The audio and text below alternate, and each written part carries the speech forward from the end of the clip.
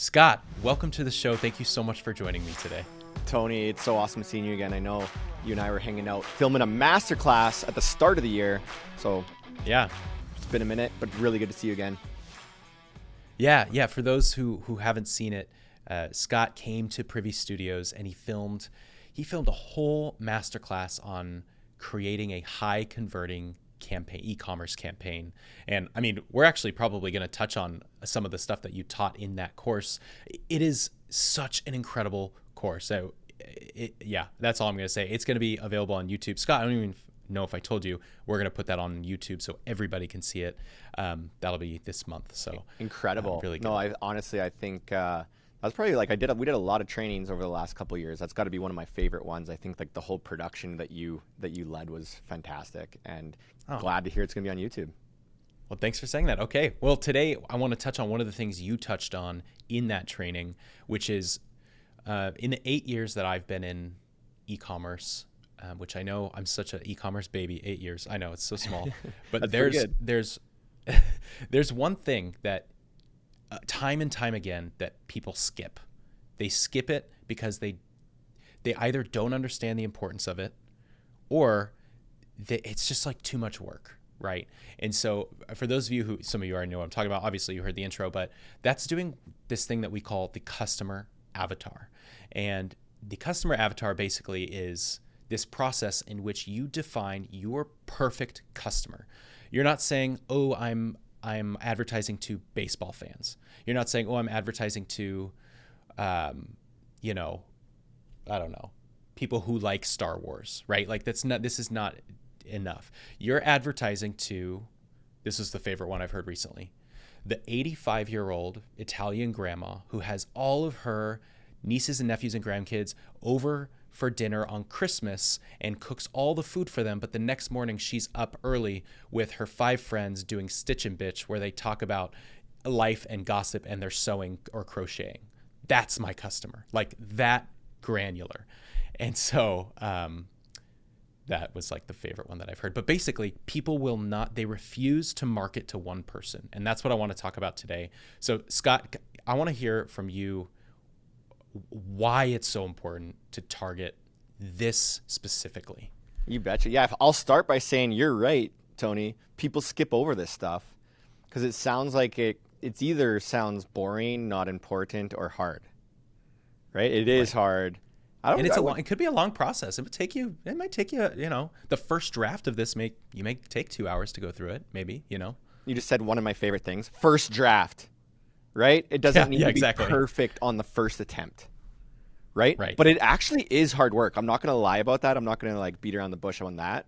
It is hard work to really get your avatar right. But to answer your question here, one of the reasons it's more important than it's ever been in this day and age is that we all know, hey, 8 years in e-commerce is a long time. Anybody who's been in e-commerce that long will know this. The cost to acquire a customer is rising. Right? So we can't just be kind of good at marketing like we could in 2017, 2018, put some ads out there and just explode our growth overnight. It's not happening anymore, right? It's costing us more to reach our customers. There's more competition. So if you think about advertising and the avatar, right? If you go online and you're going to go on Facebook and you're going to try and reach your customer, guess what? Every other brand that sells to your customer is also trying to reach them.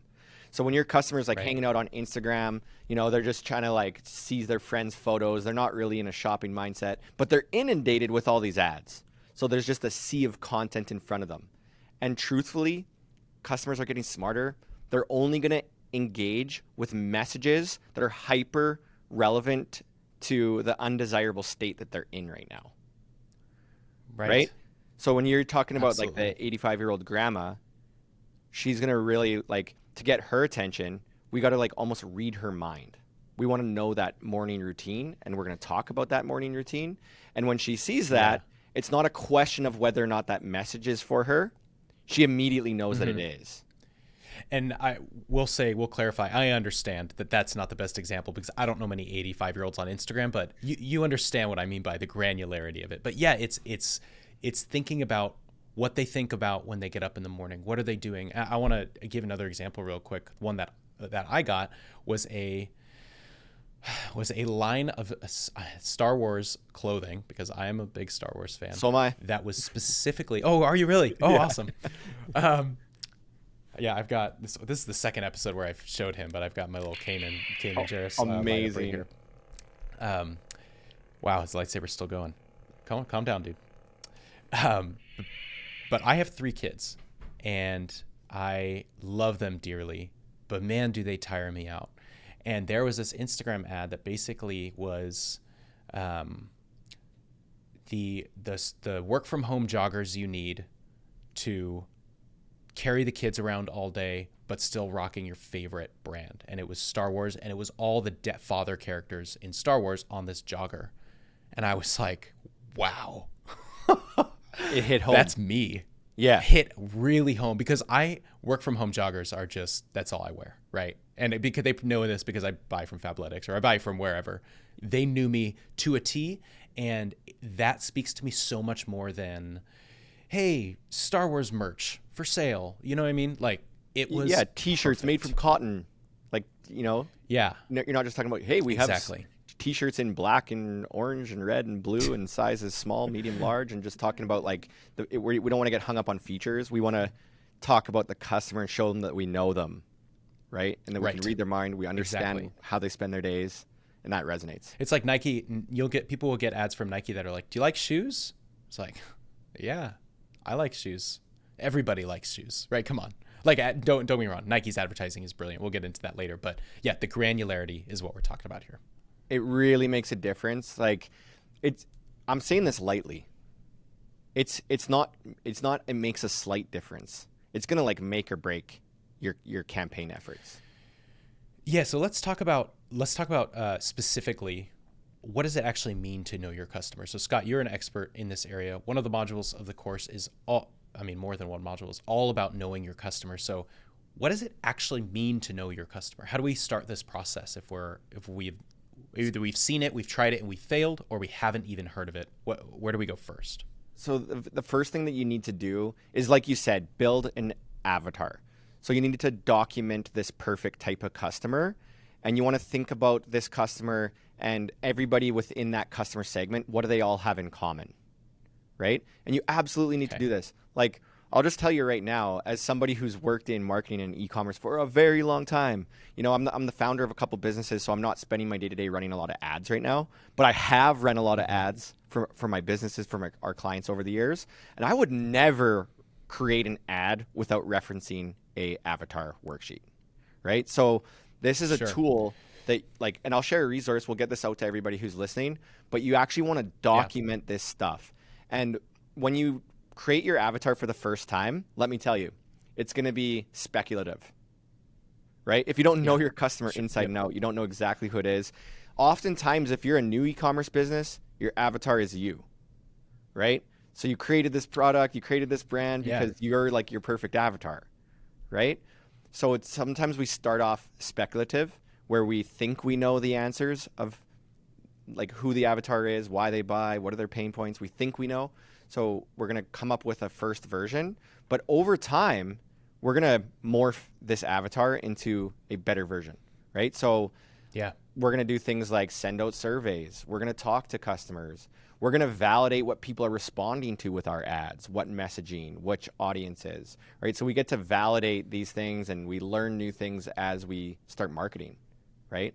And it could be as simple as, I was just going to say real quick, it could be as simple as demographics, right? So you may speculate and say, hey, I think that everyone in the US is my customer, and I'm going to sell this, that, and the other. Well, Scott and I are filming from very different parts of the continent right now.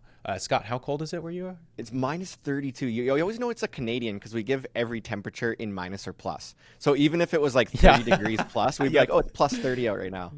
But it's minus 32. So you're minus 30. Celsius. Yeah. And I am plus, 70 Fahrenheit. So if you have a clothing line and you say that everyone in the US and Canada are my customers, very quickly you will realize, based on who's buying your stuff, that, oh my gosh, it's only California, Nevada, and Arizona that my stuff is selling, because it's thin t-shirts, then you get to pivot again. And that's just an example that your first draft of this doesn't have to be perfect. You can learn and pivot. I was just going to chime in with the exact same thing. I was going to say the exact same thing. Usually where you start is not where you end up, right? Okay. So you'll be like, oh, I know who my perfect customer is. It's a lot like me. And then it's like, wait a minute, there's this whole other demographic who likes my product because it solves this pain point that I never considered. And they're gravitating to this more than who I thought would. And this happens all the time. Cool. Okay. So this worksheet, and like he said, there's a specific resource, a worksheet, a hard copy, something that you can do, fill in, and work on. We're going to give that resource to you guys. Check out the show notes for any access to anything we promise in this episode. It'll be there. But I know you, Scott, you have this framework for knowing your customer, right? So I want you to dive into a little bit of that, because I know how impactful it is for so many of the e-commerce stores you work for. Okay. Let me put it this way. Like what I really think the problem that we need to solve is it's positioning, right? So how are we positioning our products to our market? And the truth is, for anybody that's listening, if you have an e-commerce store, there's a million different ways that you can position your products. You could talk about how it helps with hot weather. You could talk about how you can wear it everywhere. You could talk about customer testimonials. There's a million and one different ways that you could talk about your products. So what we need to solve first before scaling to the moon is which version of our messaging is resonating with our audience the most and ultimately leading to the most sales, right? So before scaling, that's the first thing. It's like, let's validate positioning. That's where it starts. Yeah. So what do you, and I'm just putting myself in the shoes of a store owner here. What do you say to people who are like, but Scott, there's so many other great things about my business. There's so many other great things about my product that if I focus on this specific niche or this specific use case or people, nobody's going to know about all the other great uses for my product, or nobody's going to know about all the, I want to tell everything about my product, all the things, you know what I mean? Yeah. So the good news is there's a place for it all, right? There's a place for it all. Okay. And hey, we've had a really successful year. I think we've helped generate over $150 million for the stores that we work with over this past year, right? It's been remarkably successful and massive. And I can credit everything to this positioning formula that I'm about to share with you. Okay, let's dive in. Okay. So with this positioning formula, there's room for everything, right? So there's room to talk about yourself and there's room to talk about your customer. But essentially, this is how it works, right? And when I say positioning formula, it's kind of like your pitch. And we have a name for it. It's your offer stack. So your offer stack is your pitch. That's how you're positioning your products to your customer, is with this offer stack. So where does your offer stack live? It lives anywhere that you're presenting your products to your customer. So your offer stack lives on your homepage. It lives on your product page, on your collection pages. It lives in your email, in your SMS. It lives in your ads. Social, like advertisements. Yeah. Social for sure. But it's all the same messaging. It's consistent, right? Yeah. It's basically like, hey, I'm going to present my products to my customers somewhere. I got to consider the 5-part formula.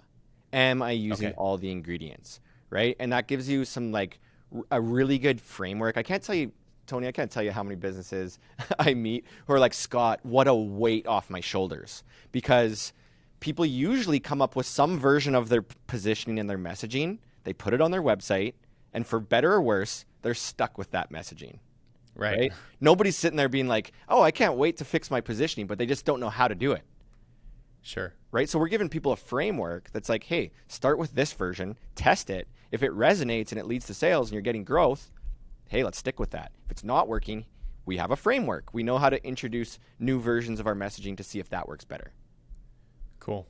Okay. So I want to eventually I want to dive in deep to all these, but let's go over it so people can get a bird's eye view, and then we'll hone in. Okay. Yeah. I'll go through it pretty quickly here, but just so you have an idea of the 5-part formula. Let's pretend that we're on Facebook right now. Okay. Okay. So you're not shopping for Star Wars merch on Facebook. You're just kind of hanging out. You're in some groups wishing people happy birthday.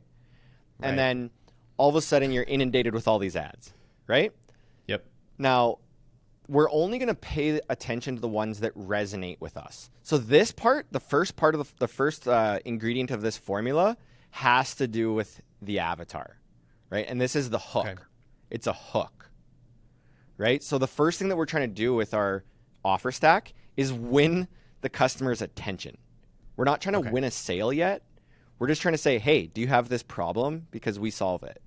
Right? So the hook would do that. Do you only use work from home joggers and you have kids and you're tired, but you also like Star Wars? Is this you? Is this you? Right? And we're not selling anything. Is this you? Yeah, exactly. And what it does is it's kind of like it stops you from scrolling.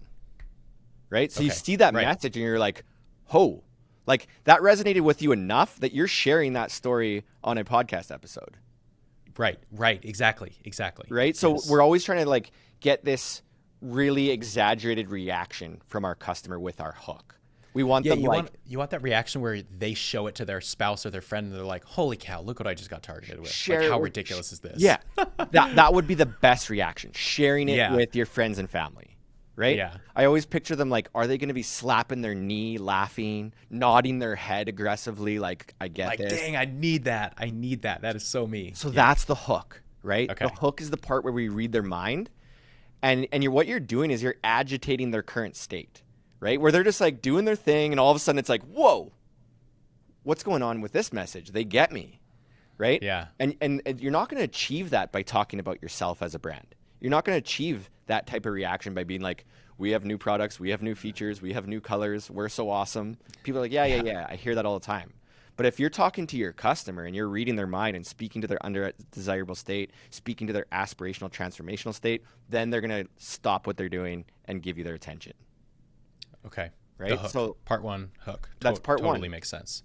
And that's really what I kind of wanted to talk about on this episode today was the hook, and we can get more into that. But just for full context, what happens after we win their attention with the hook is they're kind of like rattled, right?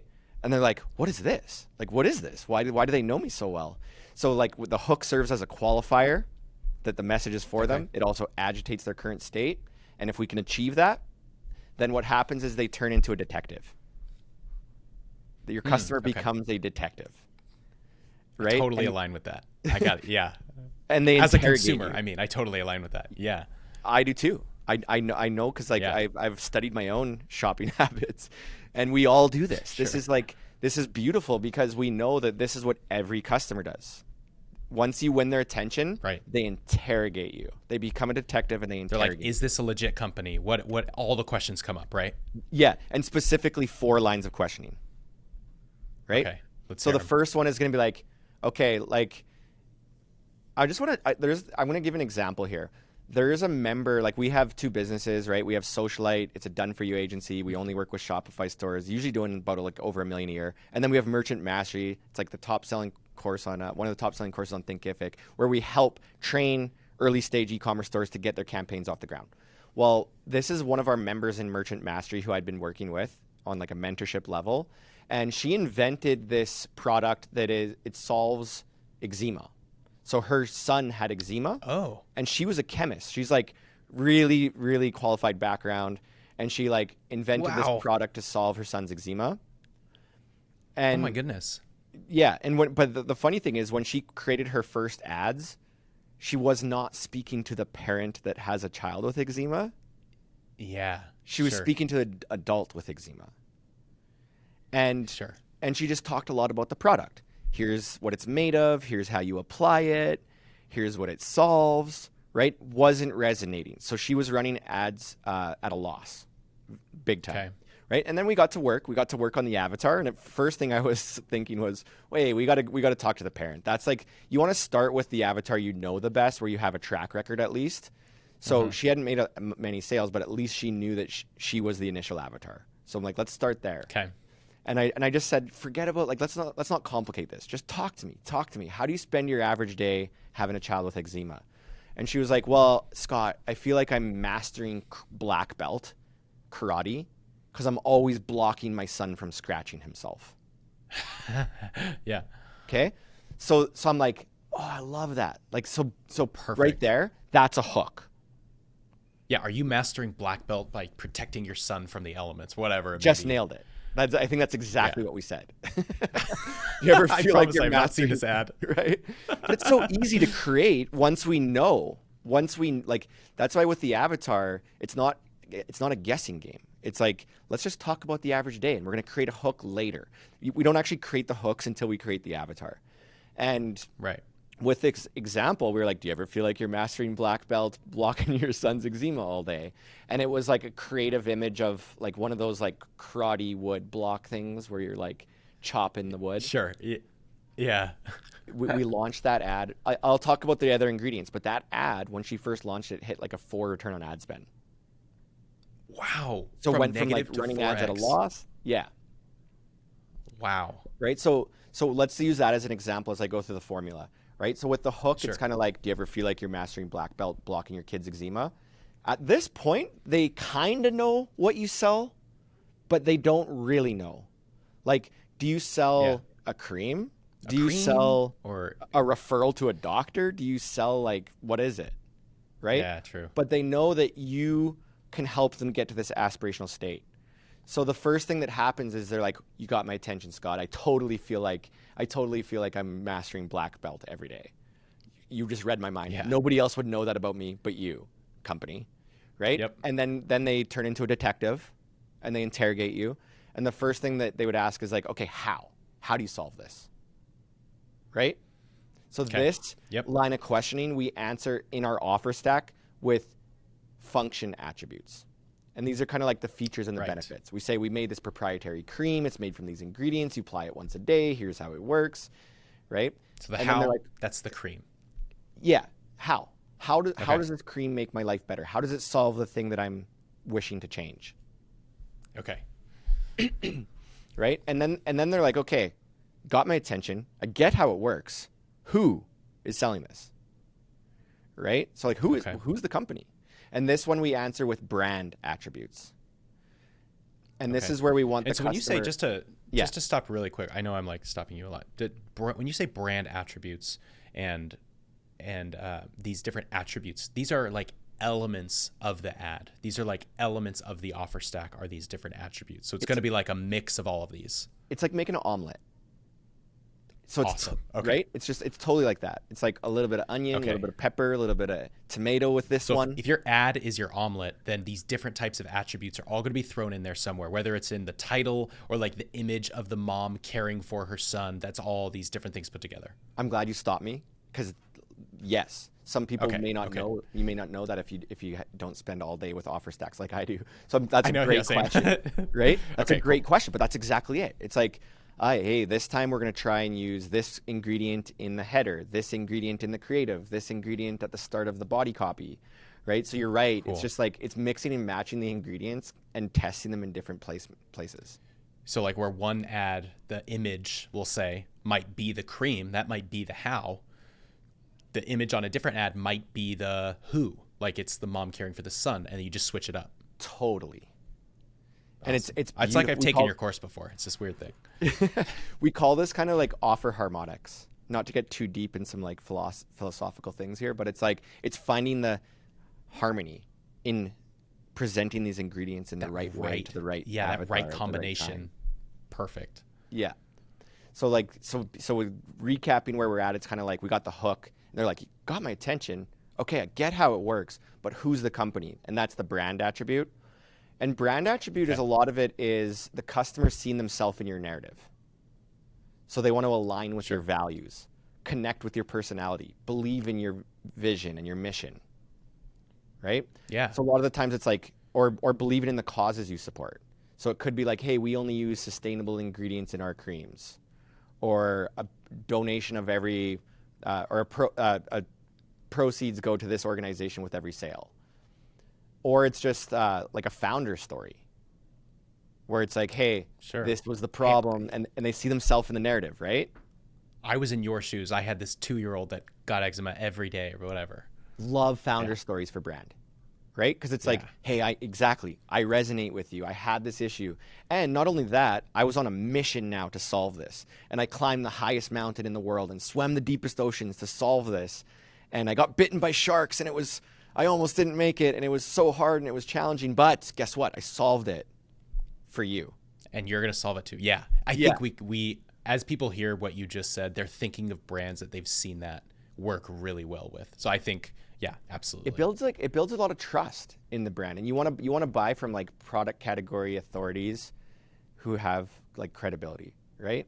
Oh, the queen who founded Spanx. That's like her bread and butter was that was it, like, right? And I won't even go too much into it. Of course, you know how a lot of people know how brilliant that was, but that was it. She needed them. She made them. She sold them. Boom. Perfect example. Perfect example. And anyone listening, believe me, if there's one takeaway you can implement, include a founder story in your marketing, like on your homepage, on your product page, in your ads. They perform really well. Cool. Okay. Right? So then it's like, okay, so the 5-part formula, we got 2 more to go, right? So it's the hook, you got my attention, function, I get how it works, brand, love this company, and I trust them. Then the third one is a little bit more like, but is it legitimate? Right? So it's like, with brand, it's more like, I like them. I like the company, but then it's like, is it legitimate? So with this line of questioning, is it some like 16-year-old drop shipper that's like just gonna not give me any customer support and I'm not gonna hear from him ever again, or is it like this mom that's a nurse of 2 kids that like it really cares about her business, right? Yeah. Is it some high school student sitting in a basement? Is this like a hoax? Right. Right. So to address this line of questioning, it's influence attributes, right? Okay. And this is like third-party endorsements. So like the best kind would be like reviews and things like that. Review would be my favorite one, right? Customer reviews, testimonials, user-generated content. But it's also like, with the example I'm thinking of, she's a certified chemist. She has like, so it's like certifications, trainings, awards. You did that in like subliminally. You said that earlier, and it totally was like this whole time we were talking about her. I was like, well, it's obviously going to be good. She's a chemist. Like that. This whole time I've been thinking about that. Yeah, you did. And I didn't even notice I was doing it. But you're dropping it live on me right now. Full offer stacking you right now. You're going to sell you some. It works. You guys just saw it. You saw it in the wild. It works. But you're right. Like you immediately trusted this brand and where it was going because of the chemist angle, right? Exactly. So it's not just reviews and testimonials. It's things like awards, where I've been featured. It's social proof, publications I've been featured in, and those kinds of things, right? And no surprise there. Customer reviews are huge, obviously. They work really well when people are in like the debating to buy process. Like when they're like, okay, this sounds like I want to buy, but like, yeah. Oh, Christmas shopping. We all did that. We were like, okay, I have this item on Amazon, whether it's Amazon or e-commerce. Sorry, I had to go on Amazon because I'm a late shopper. Amazon for some of my purchases. Okay, I like this item. I'm going to scroll down to the products like this and make sure that this has the most 5-star reviews, right? Like I got to make sure that this is the best of all my options. 100%. I feel like I know you're literally outlining every step of my process, Scott. Yeah, yeah. Right, and I think you and I are a lot alike in that. Like I feel like we're pretty similar. We like Star Wars. We like ecom. Like we had a lot of fun when we were filming the masterclass. But I'm the same way. I go in such a deep rabbit hole on reading reviews because you're buying online. Like you can't touch it, feel it, taste it, experience it, right? So the influence, it's definitely lower down in the decision making process. But you want to provide as much information as you can in terms of other people's endorsements of you. Totally. Right? Influence is a lot. It's like third-party endorsements. And then the whole purpose of this offer stack is that we're stacking up so much perceived value that it becomes a no-brainer for people to buy. Where they're like, oh, you got my attention. I get how it works. Love this company. Look what everybody's saying. So the last question is, the price. The price, right? Of course. Does my perceived value outweigh the price? So it's not even about, it's not just, do I have this amount in my bank account? It's now, did what I was just promised, is this a good deal? Like, is this a good deal? Is the value higher than the cost? Yeah. Right? So that's what we're trying to do with the offer stack, is make the perceived value just seem like a no-brainer every time. And perceived, not to confuse everyone listening, perceived is still, it's still real. Like you have to fulfill on it, but for them, they don't have it in their hands, so it's just perceived. So it's not like we're trying to trick them, but is the perceived value more than the cost? I swear, Tony, we're one person, you and I. Awesome. Because hey, I'll take that as a compliment. That's exactly what I say all the time. Is like we never want to manipulate with our marketing. We always want to be. So we only want to include ingredients that are true to us, honest, genuine, right? Because when people receive the product, we have to meet the expectation. Yeah. And then your customer reviews will go down, your credibility will go down, and you won't have as much to pull from. Everything goes, So I hope it goes without saying, but I'm so glad you brought it up. I hope it goes without saying. We need good products that people actually like, and we're not going to do we don't want our marketing to be better than our product. Let's put it that way. Yeah, we're not trying to lie about the quality and beef it up to sell it if you don't have it to sell. Then you're hopefully right. Hopefully you're going to get some angry reviews, right? Oh, dude, I'll tell you right now. I bought this. It's back here. This little microphone stand from Newer. It was an Amazon product, and it was perfect. The marketing was great. Great market. It was exactly what I needed. And it came, and it was nothing what I needed. Literally, the marketing said this works on 3/8 to 5/8 screw, 3/8 inch, 5/8 inch screw holes. And I was like, great. I have a 3/8 inch microphone screw. It came in the mail. Didn't even come with it. And I left a review and I said, hey, it's a good product, but it's not what I ordered. They reached out to me. I ended up finding out it was a faulty product. They sent me a new one. It was perfect. So it was a faulty product issue, but people are going to do it, right? They're going to do it. And then you have to have the customer service to back it up. If in the case of the example you just gave, if the product and it was fine. Yeah. I got my product, I'm good, but it's also harder to offer that when you're a small business owner too. So it's everywhere, but you can't don't get yourself in the hole about lying about your products. Yeah, and it's honestly this formula that I'm sharing right now, it's powerful, but with great power comes great responsibility. Right. So it honestly is powerful. We don't want to manipulate buyers, but we want to be really authentic in how we present our offer stack. Yeah. And with this last ingredient, like I said, it's about price. We call this one transactional attribute. So it's justifying the price point. We were stacking so much value before this point, but we're still with the transactional attribute. We want to justify the price point. So this is where I was just gonna say, can transactional attributes be more than just the price though? Anything regarding the value, whether it's a discount, 20% off this, or is it just flat out you say the price? No, it's exactly where you were going, kind of where you were going. To really tip the scale in your favor with transactional attribute, we want to include some type of offer. Okay. Right? So an offer isn't always a discount. A discount is a type of offer. An offer is an ask. It's an ask. Right? Okay. So it could be things like discount. So it could be one of my favorite things with Privy is welcome sign-up offer. Right? So it could be a welcome sign-up offer. It could be a gift with purchase offer. Or it could be something like a tiered bundle, a threshold reward, free shipping over $100. $50. Yeah, totally. It could be offer to lower risk. So no discount, but it's 30-day free exchanges or money back guarantee. Right? Yeah. Wow. These are and you're saying these, and I mean we just went through the holidays, right? So I literally just saw one that so my family shops from Fabletics. It's not necessarily a small business, but it's a business. It's an online business, and my family, I'm a triplet, and I have 3 brothers and sisters, and they all wear Fabletics. And so I got an email saying, right before the holidays, saying, "We'll get it to you by Christmas, if you and it's free expedited shipping if you spend more than $60." And I'm like, well, I'm gonna spend $70 on 3 items.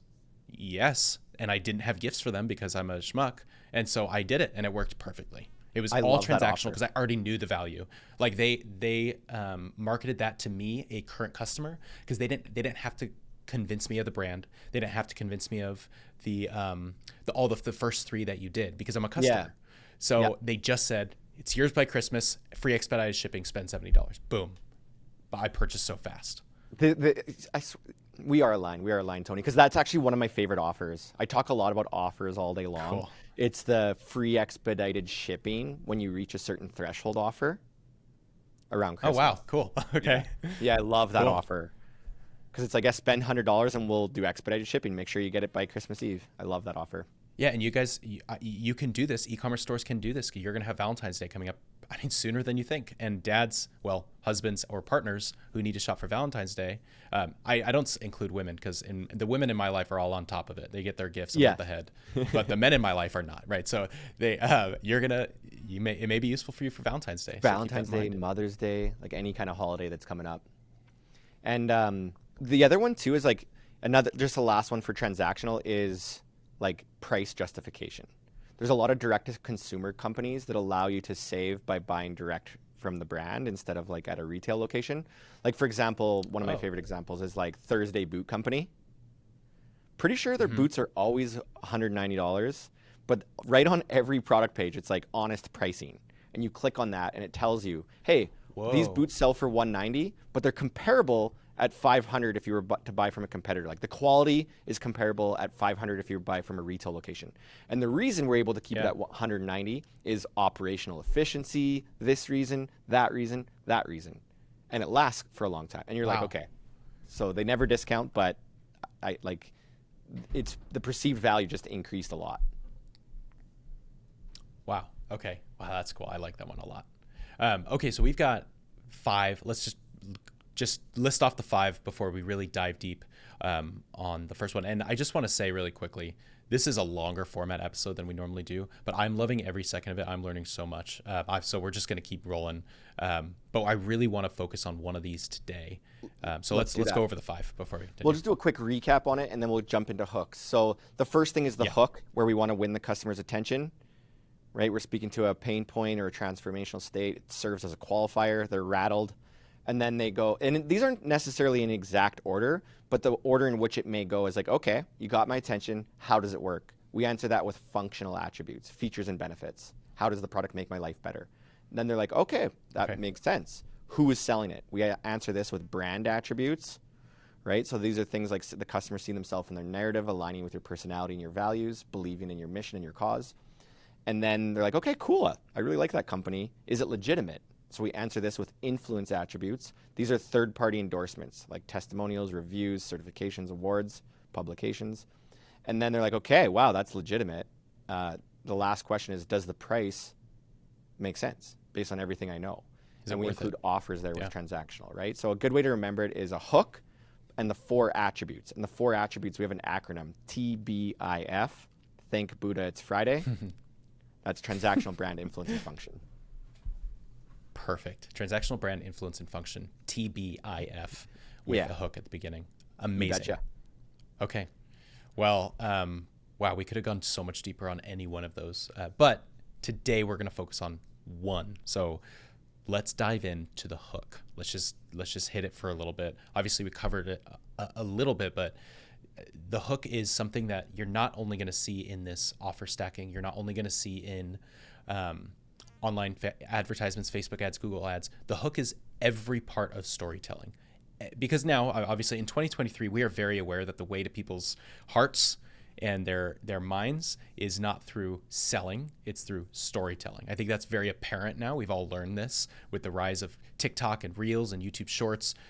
It's all about storytelling and the hook. The first 3 seconds of your video, the first page of your book, everything is the hook. So why is it, I mean, we know why, but why is it so important in this regard? Why is it different than the other mediums? I'm going to give you an example. This is fresh. This is a fresh example. This is not an ad that I created. It is an ad that I saw on Facebook the other day, right? So it's a company selling supplements. So their ad could have said, buy supplements. You're going to get healthier. You're going to lose weight. You're going to be in good shape. Okay, that's pretty general. Like anybody could say that. It's like 1920s Coca-Cola vibe. Yeah. Yeah, and I could say that selling running shoes, selling gym passes, selling like anything, right? But so it's pretty broad. But this ad that I saw was a company selling supplements, and they had a hook right in the creative that said, "Say goodbye to your dad bod." Oh, right? Straight to the heart. Yeah. Right? And it's like, okay, so what happens when you see that hook? If you have a dad bod, like I've been hitting the gym lots, working with a trainer, so I know what it's like. I have a young daughter too. I know what it's like to get a dad bod and get back in shape and all that stuff. Same. Like I said, 3 kids. I'm with you right there. Right? So it's like I'm wearing baggy clothing. There's no secret here. Yeah. And you see that message you see that message, like, say goodbye to your dad bod. Immediately, if you have a dad bod, you're going to kind of be like, even if you're not like slapping your knee and sharing that with everyone, you're going to be like, what's going on here? Right? I have a dad bod. Yeah. What's going on here? Right?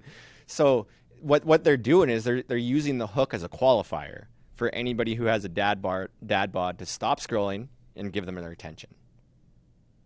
Right?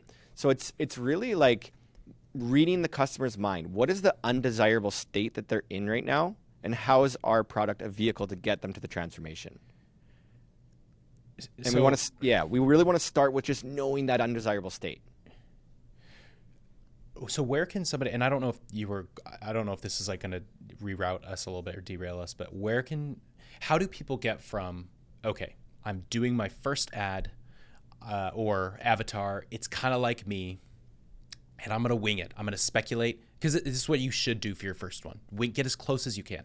How do they get from that to speaking straight to the heart of somebody? Because something's got to happen between those two times, and it has to be more than just like looking up analytics of people who buy from your store, if you even collect that. You know what I mean? So how do you get to a place where you have all the info for that hook?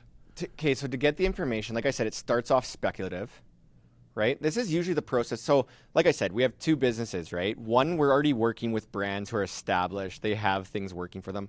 The second side of the business, Merchant Mastery, we're awfully starting with people at the beginning of their entrepreneurial journey, right? So when we're working with people at like Merchant Mastery, early stage Shopify stores, they don't really always know the avatar inside and out. So a more established store might have that data somewhere, right? But when you're just getting started, you start off speculative. And in addition to that, what you'll want to do is look at your own customer reviews and look for those like hyper engaged responses. And if you don't have those, look at the closest competitor, somebody who sells a similar product to you, and just look for those hyper engaged responses. Not the people who are like, awesome, loved it. You want the people who are like, thanks, wow. My dad loved it. Yeah. Yeah. And you would look for these reviews too, right, Tony? Like when you're making a purchase. Absolutely. Right. Yep. So like when I found this, I needed purchases that were from people with podcasting setups. Like that's and you wanted to hear a guy who debated it as much as you've been debating it. Yes, exactly. Yeah. Right. So this is the kind of review you're looking for, where someone's like, hey, I searched every option. I debated these two things and I landed on this one for this reason. Love it. So if your product also delivers on that with your value proposition, you can just like look for what people are pouring their hearts out about. Like, what do they love? What do they hate? And you can use those as insights when you're creating your avatar. So my favorite way when we're getting started is like, use yourself as the avatar. Look at your own reviews. If you don't have your own reviews, look at a close competitor's reviews. And no one listening is going to love me for this one, but this is my favorite thing, which I have done for my own businesses, and I advise people to do it all the time. Get on the phone and call your abandoned cart, your abandoned checkout customers. Whoa. If you collect their phone number, but yeah. Yeah, if you collect their phone number, right? And a lot of people do. Yeah. A lot of people do in the checkout process. I know I said abandoned cart. It's actually That's true. It's usually abandoned the abandoned checkout. Yeah. A little correction there. Abandoned checkout people. No, it's okay. Right? It's okay. And there's a really well-known brand, Native. They sell sunscreen. Oh yeah, I know Native. Yeah. Yeah. Look it up. Look at the story of Native, the founder. This is what he was doing. He was getting on the phone, abandoned checkouts. Yeah, I'm good friends with the founder at Recart too, Soma Toth, and Soma. They just called. What were the customers like? Were they like, wait, is this actually you? So this is the thing. This is why I said a lot of people listening right now may or may not love me about this, because it sounds terrifying. Oh yeah, and it sounds like you're being intrusive, right? Yeah. But I guarantee you what happens usually, like, so one, you're probably going to actually convert more sales, because it's like shows how much you care about your customer. The founder is calling the customer. But two, you're just going to learn so much more about why people didn't buy, right? There's always like a little voice in the customer's mind convincing them to buy or not to buy. So we want to know what the little voice was telling them, why they abandoned the sales process, right? So what usually happens is they'll be like, and I could tell you like 80% of the calls will be like this. Who's this? Tony? Privy? Founder? Oh, wow. Right. Yeah, what's going on? Oh. And it's not a very threatening. It's not like as the founder and you're making these phone calls, you're not going to be like, why didn't you buy? I want you to buy. It's not a pushy conversation. It's a kind, because gentle. And that's just to add in here. Getting their sale is not your goal. That's why it shouldn't be pushy, right? Because what you want from that conversation is you want to know why they didn't buy, so that you could just fix it for future ones. But you might get their sale after that call. That's not, but that is a cherry on top. That is not the ice cream. Totally. That's the intent. We want to go in that call with only one objective. It's to understand how you could better inform the customer when they're making a purchase. Okay. Right? And like I said, yeah, the cherry on top, it's going to lead to probably more sales because people are like, this was so cool. But I just went through this exercise. I literally coached an entrepreneur to do this, and she was terrified to get on the phone. And I'm like, listen, you got to do this because you have like a really high abandoned cart rate. We got to get on the phone. And she was like, Scott, I can't believe I took your advice and did this. I'm so proud of myself. But I literally learned why they weren't buying, what they didn't know, right? So that she's just getting like infinitely valuable insights. Like the customer avatar stuff, if you can master this, it's going to make all of your marketing efforts easier and more profitable because they're going to work better, right? So like getting on a phone with a few customers, is that really that scary when the benefit is so great? Yeah, that's true. I mean, if it means that when you have your ads or when you're ready to make a social media post or an advertisement, that you have these one-liners, these images, and these transactional attributes that you could just plug and play, like that is a dream scenario to most store owners that they think will never happen. They'll never get to that point. So is it really that much work if you're actually like you work with hundreds of stores that have all of those attributes ready to go? Like it's a real thing that people do. So is calling people such a high price, Yeah. Like when we're like, I honestly, if I was to start an e-commerce business tomorrow, like we have a lot of like invested interest in a lot of e-commerce brands. But if I was starting a brand new one tomorrow, I guarantee you that this is what I would do. I would be excited. Yeah. I would be sitting there with my phone waiting for an abandoned checkout to come through, because it's not something you do forever. Like it's not like, oh great, now I got to phone every customer for the next 3 years. That's my job as a founder. It's like 2 months, right? 3 months. Okay. Yeah. So I want to ask too. I want to like pivot into. We have this this feedback, whether you're getting it from your competitors' customer reviews, whether you're getting it from abandoned cart checkouts that you call, whether you're getting it from wherever you're learning more about your avatar, right? So we started off with a very speculative view. Now you've done some research. And there's more to do after this, I'm sure. But from this state, how can this feedback turn into a good hook? Like, what do we do with it?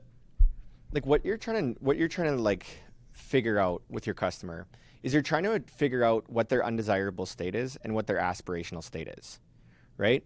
So where they are that they don't want to be in and where they want to be. Exactly. The before and after state. The before and after state, right? And you're just a vehicle to get them from misery to like happiness, right?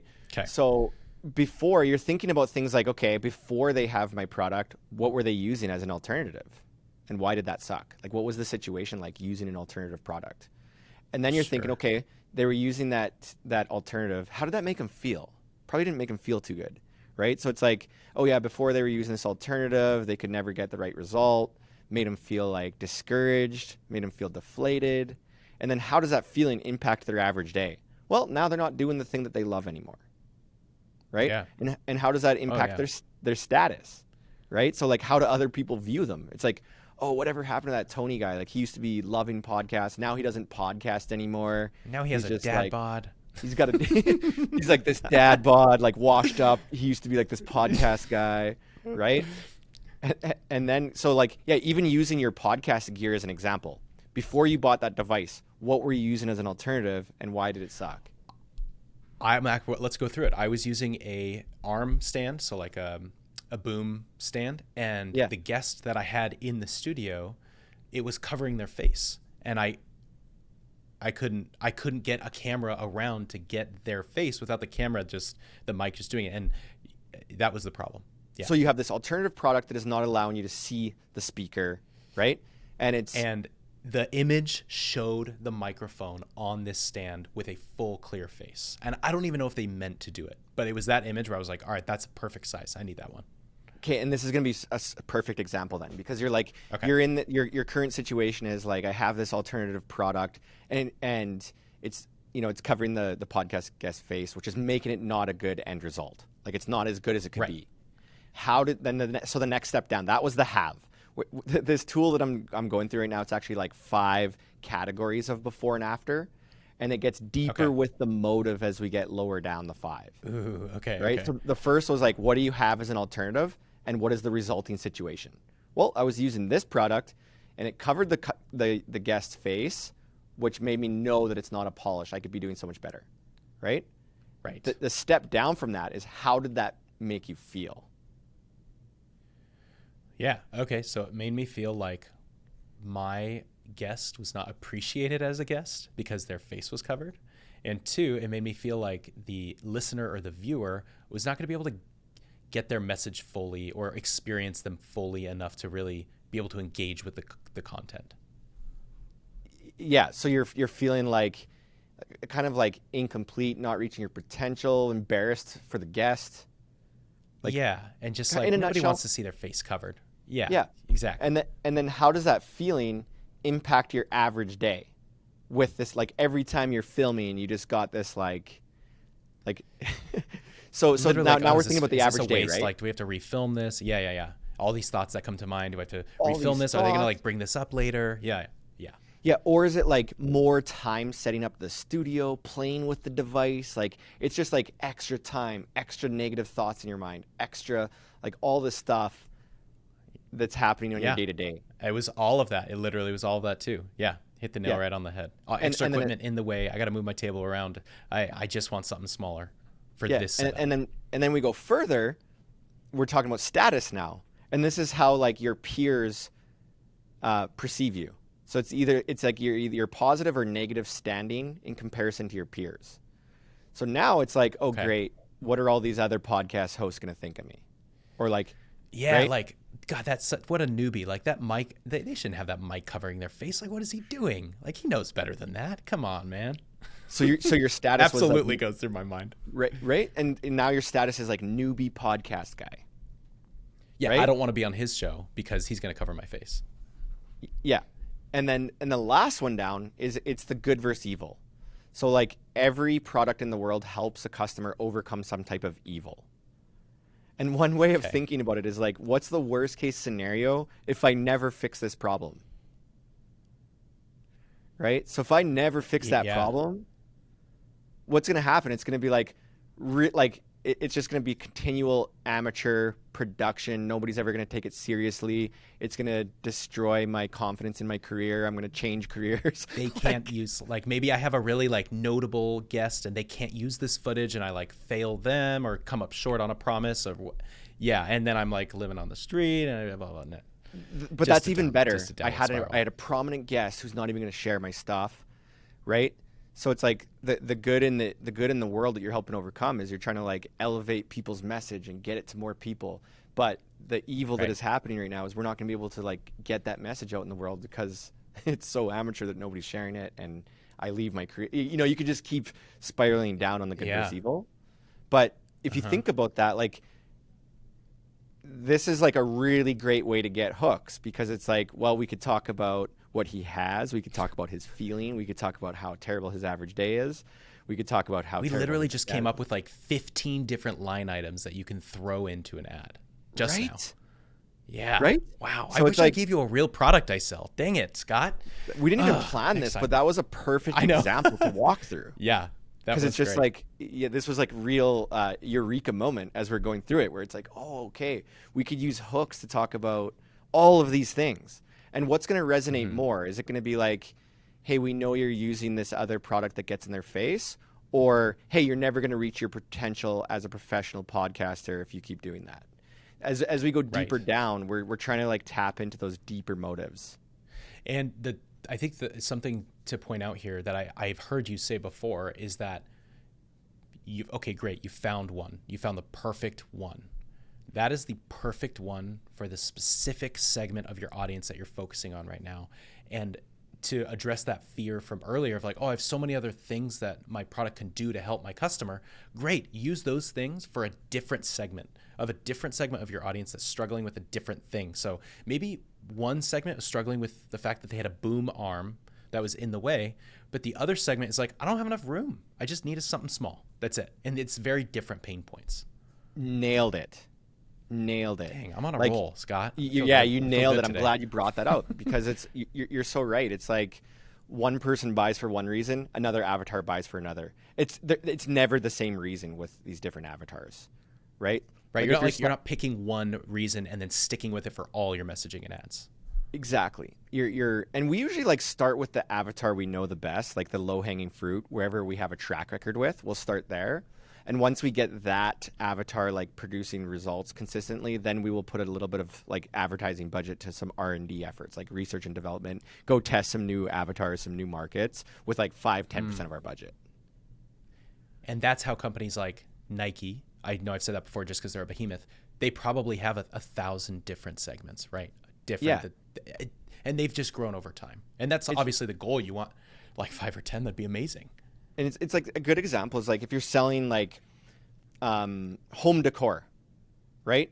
If you're selling home decor to a college student versus an empty nester, much way different motivation, like different motives. I don't know. Buying, right? They might both try and buy a pool table and fit it in their dorm room. So we'll see. I don't know. But for different reasons? Much more different. Yeah, different reasons. For different reasons. For different reasons. Right. That's true. Wow. Yeah. What a trip. So that before and after grid that we just walked through, that's a really good tool. So if anyone's listening, that's like what you want to do is lay out like the 5 categories. It's what did I have before? How did that make me feel? How did that impact my average day? How did that impact my status? And what is the good versus evil if I never solve this thing? On the flip side, this as like a physical, just before we move on, you have this for them. We're going to link it in the show notes for them. Absolutely. Let's absolutely provide it. And also you could like put a link to the masterclass that you and I taught together where we went a lot deeper into this too. I will. I actually will. Yeah, I will do that. And but on the flip side, it's the after state where it's like, okay, so I bought this product. It's transformed me. Now what do I have? Right? Now I have this amazing product to solve this thing, make me happy. How does it make me feel? Happy, confident. What is my average day like? I'm crushing it. I'm producing great things. Everything's going so well. What is my status? I'm like a famous podcasting guy. And what is the good versus evil? My message has made a change in people's lives. Everybody's sharing it. It's elevated. People are like getting, a lot of value from it. So like with your hook, you could be talking to the pain side of it. So we just only went over half of it. So we just only hit half of it, all the bad or all the before state. You could do the same exact thing with the after state. Exactly. So it could be like become a professional podcaster with this one tool. It could talk to the aspirational side. Right. And the truth is what we want to do, I know like usually when I'm working on like an avatar for a customer, we have like, or for a client, we have like 41 point questionnaire that we go through.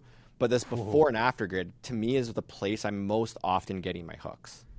Okay. So for anybody listening right now, you can just do that. Go through those 5 before, 5 after, and just start pulling like as many hooks as you can from those sections. Wow. Okay. And just to let everyone know, Scott did go in depth with visuals and everything in one of the lessons in the course that we filmed. Those are on YouTube right now, and I will link to the whole collection of it, but I will link to that specific lesson as well. If you don't have a lot of time, that's all you have time for, I'll link to that as well, so you have it. Wow. I'm ready to go write some hooks, Scott. It is fun. Once you have a framework and you know how to get started with the exercise, it becomes fun. I could tell you most times when I'm meeting with entrepreneurs, they're like, I don't know where to start. I'm intimidated by how to get started, right? But now we're giving you a framework. Go through the exercise, and you will be just like Tony, excited to create hooks. I really am. Yeah, I'm not joking. I'm not just blowing smoke here. Okay, well, we're coming up on an hour. Scott, I want to ask, what is a question I haven't asked, or a tip or strategy you haven't shared regarding this that you wanted to share before, that is like a really important thing for them to know before kind of going into the wild on this? Okay, so here's the thing with offer stacks. You don't change them that often on your website. Like you don't update your homepage and your product page with new offer stacks every week. Right. You update them maybe monthly at the most, Maybe it's quarterly, maybe it's twice quarterly. a year, maybe it's yearly, right? Emails, you're gonna test out offer stacks more frequently. Yeah. But the place where you are testing them the most is with your ads. Okay. So what happens is like this 5-part formula that I shared with you today, we want to come up with many omelets, many different versions of this 5-part formula. So you want to brainstorm like 20 different hooks, 20 different functional attributes, brand attributes, influence, transaction. You want to like just do a brainstorming exercise, get all these thoughts out on paper. It's going to be a weight off your shoulders. It's going to be a relief. It's going to feel good. But with ads, that's when we start putting together different combinations of these ingredients. And we put like a little bit of a budget behind many different combinations. And that's when we start validating. Right. And so we'll be like, oh, when certain ones do well, you like stop funding some of the experiments and put it more towards that. Right. That's exactly it. And like, I could tell you right now, I always go through this exercise where I'm like, this is my winner. I know it. Like, I know that this offer stack is going to be the best. And it never is. I'm never going to take you to Vegas then. I'm never going to take you to horse races either. I'm hosting the Shopify meetup there next month. Oh, are you? Okay. Yeah. I take back what I said. Great.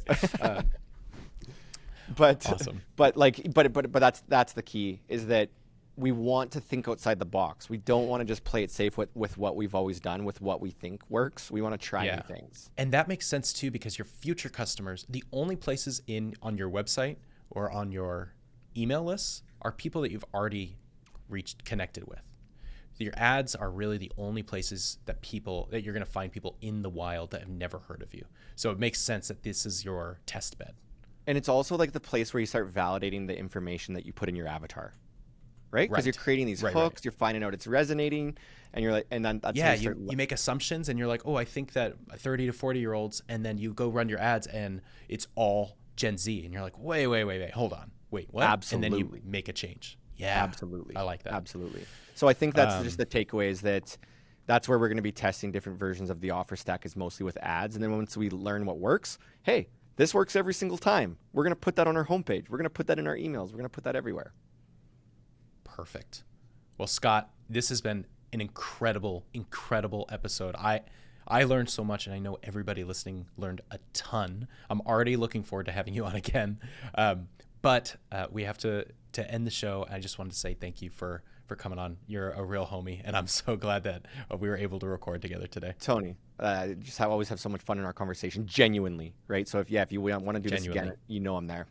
Awesome. I'll reach out. But if people liked you as much as I do, where can they find you? If social, LinkedIn, website, where are we looking? Yeah, pretty easy. Just my social media handle is Scott John Cunningham. Anywhere on social media. So Instagram, Scott LinkedIn, John Facebook, Cunningham. Just all one word, Scott John Cunningham. You can also check out merchantmastery.io. I was going to say, if people are interested in kind of reaching out to you for some dedicated help, merchantmastery.io is the place to go for that. We've got a pretty good training. You can find it right in the navigation bar. You have a lot of free resources there too. So I've been there myself. Absolutely. Perfect. Well, Scott, thanks for coming on. Everybody listening, thank you for listening to E-commerce Marketing School. If you are listening to this podcast, you can actually watch it on YouTube on the Privy channel. It's just Privy. That's it. And you'll be able to see Scott and I. Scott has this beautiful background for his video that's just it's chef's kiss. It's great. Likewise. Thank you. Oh, thank you. But if you want to see E-commerce Marketing School in the wild, you can find clips from this episode and all of our future episodes on Instagram at Ecom Marketing School. And if you're on Twitter, you can find me at Tony from the Pod. Thanks for listening, everyone, and I will see you next time. Thanks, Scott. Thank you again.